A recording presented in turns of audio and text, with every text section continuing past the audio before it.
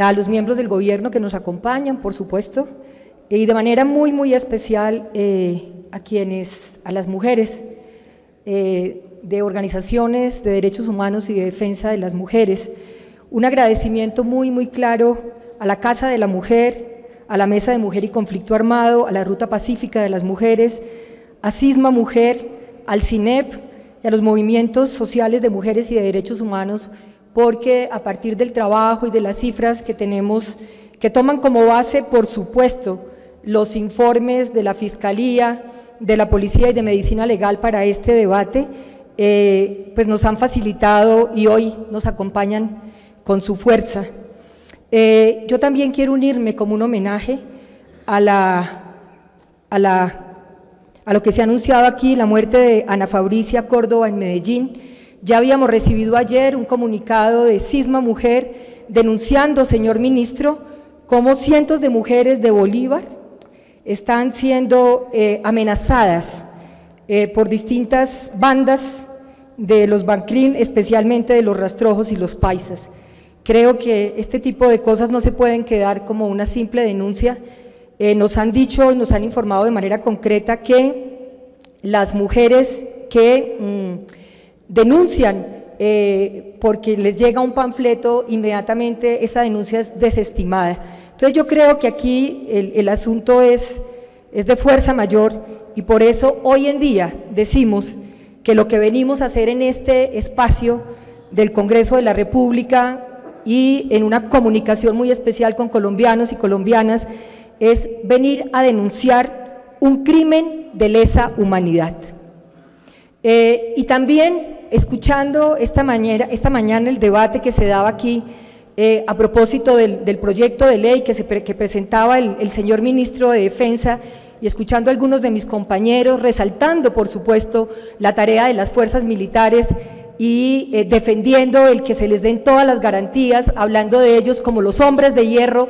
Yo hoy me quiero parar aquí como la vocera de las mujeres amorosas, de las mujeres que a través de nuestros vínculos, de las mujeres como Ana Angélica, se paran y dicen no más a la violencia, no más a que nuestro cuerpo sea un territorio de guerra, no más a este silenciamiento y a esta complicidad, muchas veces incluso de los mismos entes del gobierno, frente a un delito de lesa humanidad que fue así ratificado por Naciones Unidas, que fue ratificado por la Cuarta Asamblea de Beijing y que muestra que las mujeres somos parte de la táctica de guerra, que las mujeres somos parte de la artillería para ganar una guerra sin dignidad y una guerra degradada como ha ocurrido en Colombia.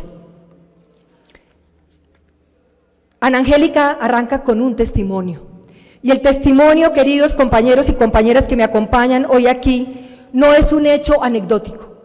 El testimonio, como lo dice la profesora Bina Das, antropóloga que ha trabajado con mujeres de la India en muchas de sus condiciones de violencia, el testimonio es la experiencia vivida de la protagonista y el testimonio debe ser escuchado con pleno respeto y credibilidad porque un testimonio encierra la forma de narrar la vida, un testimonio encierra las formas de necesidades frente al tema de la guerra, un testimonio pone de presente lo que son las diferentes formas y los fines macabros de la guerra. Un testimonio encierra, por supuesto, la biografía, no solo en este caso de Ana Angélica, sino de las miles de millones de mujeres colombianas que han sido víctimas de la violencia social, de la violencia sexual y de manera específica de la violencia sexual ejecutada en los territorios de guerra. Y hoy también escuchando a Ana Angélica y a muchas mujeres, miles de mujeres colombianas que se han atrevido a denunciar este debate, reconocemos también con Bina Das una cosa maravillosa. Estas mujeres sujetas de dolor, estas mujeres que se han hecho, como dice ella, desde un conocimiento envenenado, desde el dolor, desde el sufrimiento, estas mujeres se han convertido también en agentes de dignidad.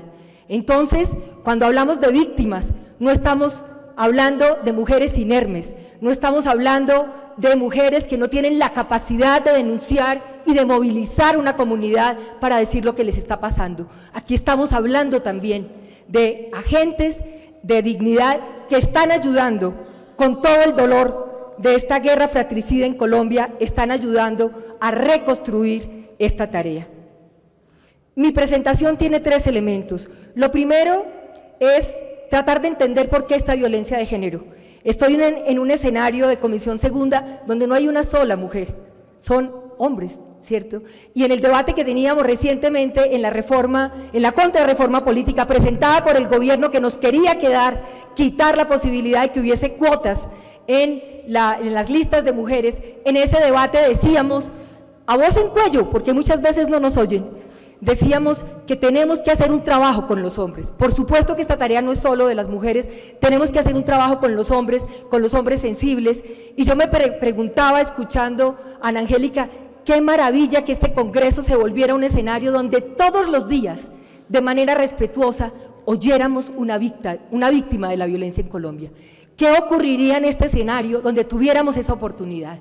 De escucharlas con respeto, de escucharlas en su dignidad, pero también de entender, como dice Walter Benjamin, hay una epistemología de las víctimas, hay una forma de mirar el mundo y eso Colombia lo tiene que reconocer hoy en día.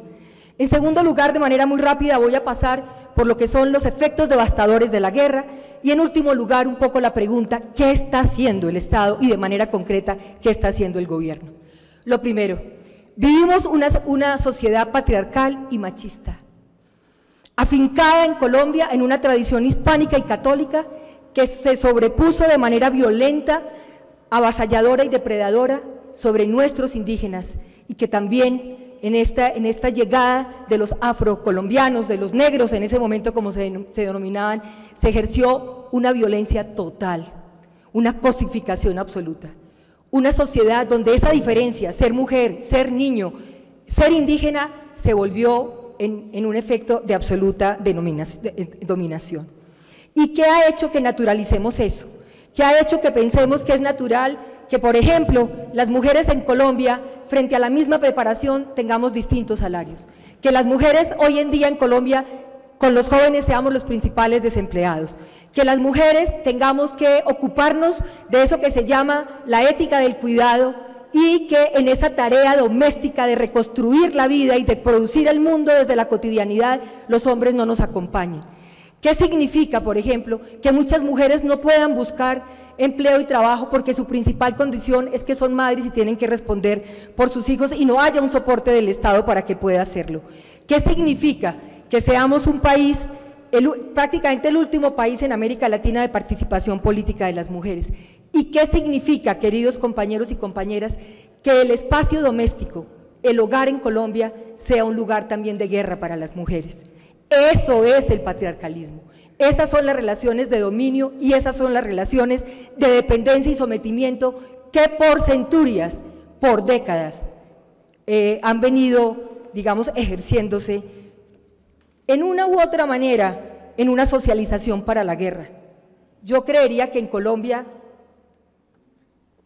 el asunto de la guerra no solo tiene que ver con esos espacios de combatientes, el espacio doméstico en Colombia también es un espacio para la guerra y es un espacio de socialización para la guerra. ¿Cuál es el impacto de este modelo patriarcal y machista en el tema de los datos de violencia intrafamiliar? 73.450 casos, 6.120 mujeres víctimas al mes, o sea, 201 mujeres al día víctima de la violencia intrafamiliar. Cada hora por lo menos 8 mujeres están siendo golpeadas. El maltrato de parejas, 4.516 mujeres víctimas al mes. Cada hora por lo menos 6 mujeres reciben maltrato de pareja. Y en el tema de violencia sexual, 17.935 casos de violencia sexual contra mujeres, 1.495 al mes, es decir, 49 al día. Cada hora 2 mujeres son violadas. Señora viceministra, usted como mujer sabe que esto no es un dato más. Detrás de cada una de estas cifras hay historias de mujeres. Detrás de cada una de estas cifras hay prácticas de sometimiento y hay prácticas de silenciamiento. Sabemos que en estas cifras siempre hay subregistro.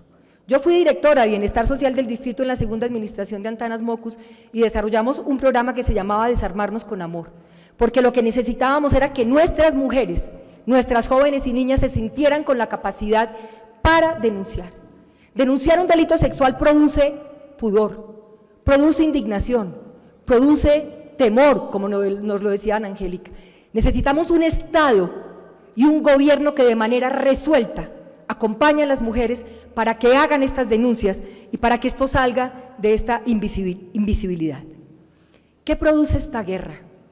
Pues resulta que si bien los espacios privados, las familias se han convertido en escenarios de guerra, esta guerra en el escenario público exacerba todavía más la violencia, exacerba todavía más las prácticas de sometimiento. Ya lo mostraba Ignacio Martín Baró, psicólogo español que trabajó en El Salvador, que murió en la masacre de los jesuitas en la UCA, en su campus universitarios. Martín Baró nos decía, la guerra rompe todo tipo de fragmentos de vínculos. La guerra no solo exacerba las relaciones entre combatientes, no solo entre enemigos, la guerra toca, separa y fragmenta los espacios de la comunidad y los espacios familiares.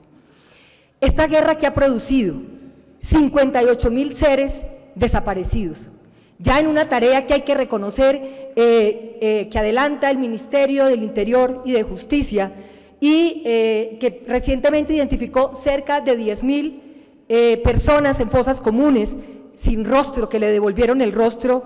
Mostraba también que de cerca de esos otros 10.000 que quedaron sin identificar, por lo menos el 50% eran mujeres, niños y niñas. La guerra también produce el desplazamiento. Cerca de 4 millones de personas han sido desplazadas. Y de eso quiero decir que de estas mujeres, cerca del 14% de las mujeres han denunciado haber sido víctimas de la violencia sexual. La guerra ha convertido el cuerpo de la mujer en una estrategia de guerra, en una estrategia de dominio. La guerra, el cuerpo de la mujer muchas veces se ha utilizado para calmar a las tropas, para premiarlas, pero también para humillar al enemigo al ver a sus mujeres como botín de guerra.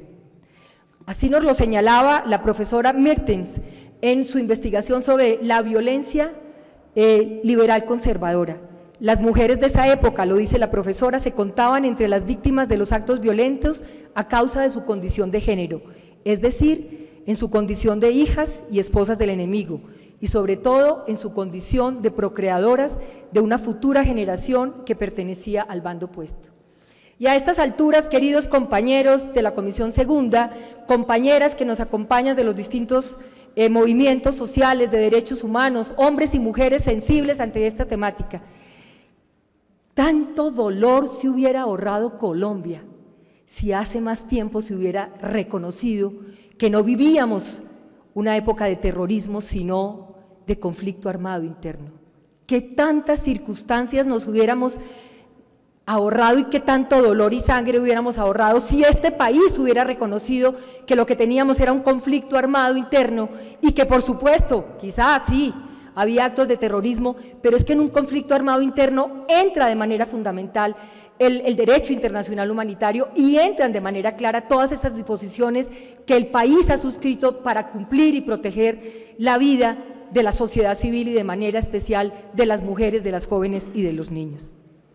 Señor Ministro de la Defensa, yo lo escuché a usted en uno de los primeros debates que hicimos el año pasado, al cual citaron Iván Cepeda y el representante Rivera sobre el tema de despojo de las tierras.